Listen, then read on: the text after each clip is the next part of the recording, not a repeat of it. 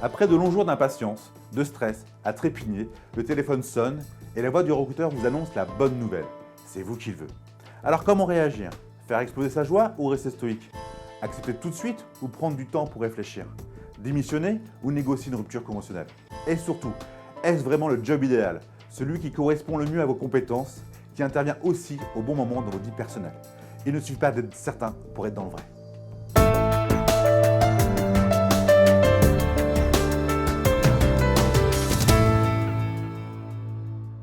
Quel plaisir et quel soulagement de savoir que vous avez été choisi parmi des dizaines de candidats. À entendre les réactions enthousiastes et très souvent chaleureuses des nombreux candidats qui sont devenus des facteurs de succès chez mes clients, c'est un moment que je vous invite à vraiment savourer et que j'adore. C'est la finalité de notre métier de recruteur. Oui, mais comment réagir? La meilleure des réactions est d'exprimer sa joie. Elle n'engage à rien, mais rassure le recruteur qui est très sensible à votre enthousiasme. Pour lui aussi, c'est un instant fort puisqu'il compte sur vous pour l'accompagner à performer dans sa mission.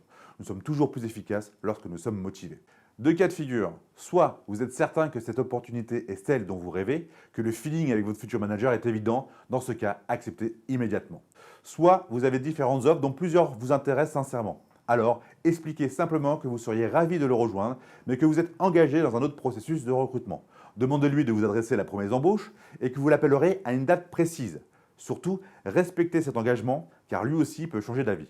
De plus, dans cette situation, ne vous précipitez pas. Vous optimiserez ainsi vos chances de prendre la meilleure décision. Ensuite, à froid, posez-vous de nouveau les questions suivantes. Est-ce que je vais m'épanouir dans les missions inhérentes au poste? Est-ce que je me projette à long terme dans le métier de l'entreprise et son secteur d'activité? Si vous avez répondu oui aux deux premières, demandez-vous si vous avez envie de voir votre manager tous les jours. Un seul nom doit vous faire réfléchir sérieusement à la pertinence d'accepter pour votre épanouissement et votre carrière. Le sujet du feeling est primordial. S'il ne se crée pas durant les échanges avant l'embauche, cela risque de devenir un vecteur de départ dans la durée. Le fait de n'avoir qu'une proposition ne signifie pas que c'est la bonne. Vous devez vous poser les mêmes questions que si vous en aviez plusieurs. Il vaut mieux décliner une offre que de se tromper, même si c'est rassurant financièrement. Sur un CV, les expériences courtes et répétées peuvent jouer en votre défaveur. Alors, chers candidats, vivez la bonne nouvelle d'avoir été choisi. Exprimez votre joie et soyez conscient que ce poste est propice à votre épanouissement et à votre réussite professionnelle. Ou pas. Et maintenant, à vous de réussir vos recrutements.